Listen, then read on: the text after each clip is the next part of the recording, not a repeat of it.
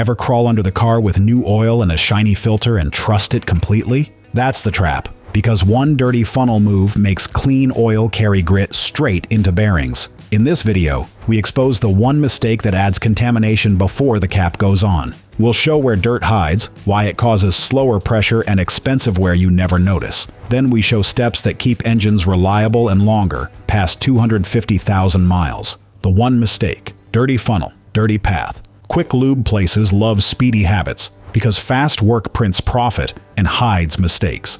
We see DIY guys copy that rushed vibe chasing savings, and that is where thousands get burned. The one mistake is simple. We pour fresh oil through a funnel or bottleneck that is not sealed and not clean. That funnel looks fine, but it has dusty grit stuck in the spout, and that grit rides the oil straight into the engine.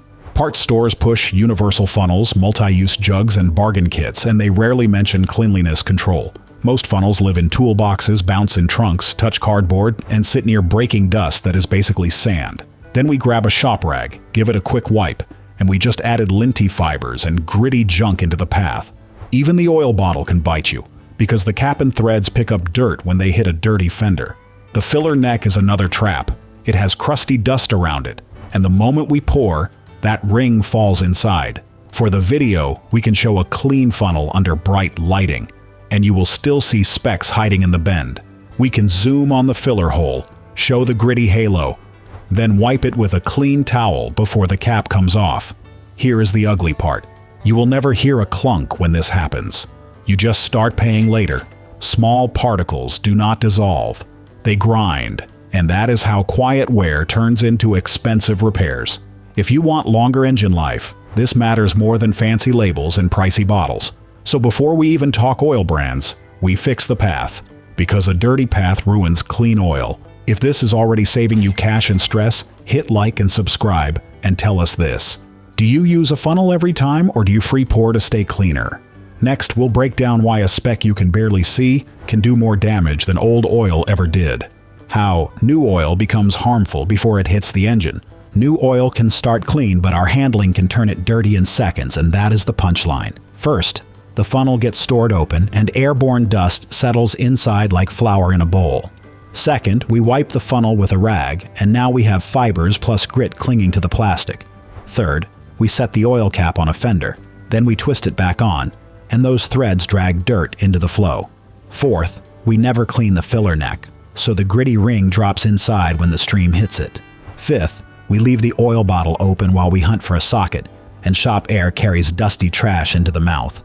Sixth, we pour too fast. The stream splashes and the bottleneck bumps metal, picking up tiny flakes.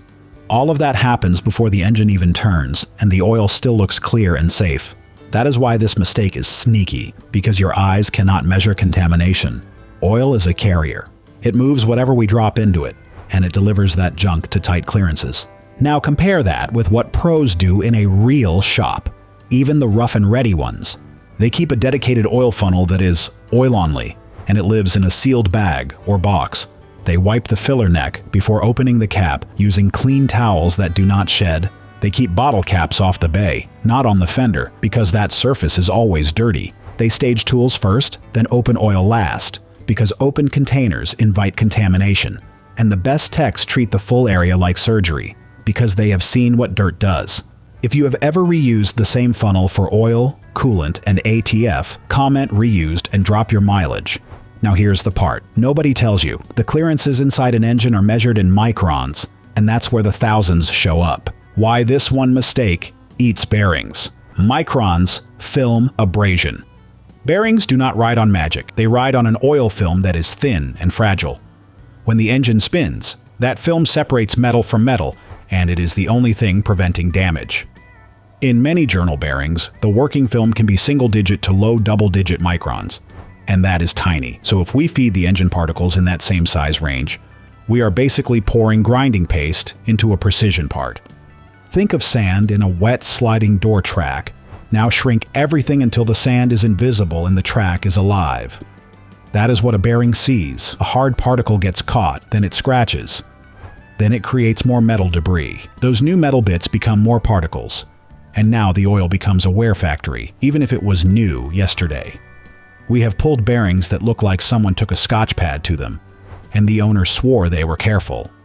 Then one day you get low oil pressure at idle, or a tick that turns into a knock when it is hot. Shops rarely label the cause. They say bearing wear, or bottom end noise, and the bill feels brutal. This is why lubrication engineers obsess over contamination control, and why labs run particle counts and ISO cleanliness codes. A tiny jump in particles in the 3 to 10 microns range can multiply wear because those sizes live in the clearance. You do not need a lab to act like a pro. You just need clean habits and a controlled path. Wipe the filler area, seal the funnel, keep caps clean, and never let shop dust hover over an open engine. It gets worse at cold start because thicker oil moves slower and pressure builds. Later, real damage. Those first seconds are where scratches begin and they never heal, they only spread. Independent labs track particle size for a reason, because tiny grit drives huge wear. We have seen OEM bulletins mention contamination during warranty fights. That is why we preach cleaner handling, not just shorter intervals, because both matter. Next, we tie this to the bills, because the shop doesn't write dirty funnel on the invoice, they write low oil pressure and engine noise, where the hidden costs come from. Here is the brutal part. You do not pay today, you pay later, and the bill shows up when the engine is already damaged. Premature bearing wear starts as a tiny pressure drop you barely notice. Then it becomes a low-pressure flicker at idle when the oil is hotter and thinner. You might hear a faint tick on cold start, then shrug because it still drives and still feels normal. But the crank journal is getting scratched, and once that surface is scored, the next bearing has a harder life every mile. Those scratches create metal dust, the oil carries it, and now clean oil turns into an abrasive soup. That is the chain reaction nobody prices into saving money, because particles wear, and wear makes more particles. We see owners chase the noise with new oil, thicker oil, additives, and denial, and the engine keeps losing clearance. Then the real symptoms show up. Lower pressure at stoplights, slower pressure on start, and a knock that turns louder when you touch the gas. At that point, most shops take the safer route because they cannot gamble their name on a tired bottom end. They recommend teardown because that is the only way to measure journal damage and confirm bearing failure without guessing. Now the money hits because teardown labor is not cute and parts stack up quick. A basic bearing job is rarely just bearings.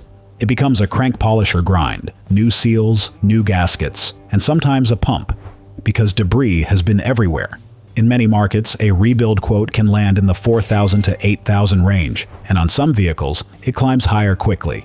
A used engine swap sounds cheaper, but a good used engine plus labor often sits in the $3,000 to $6,000 window, and you still roll the dice on history. Even if it runs, buyers hear cold start noise or see a low-pressure story, and resale drops harshly.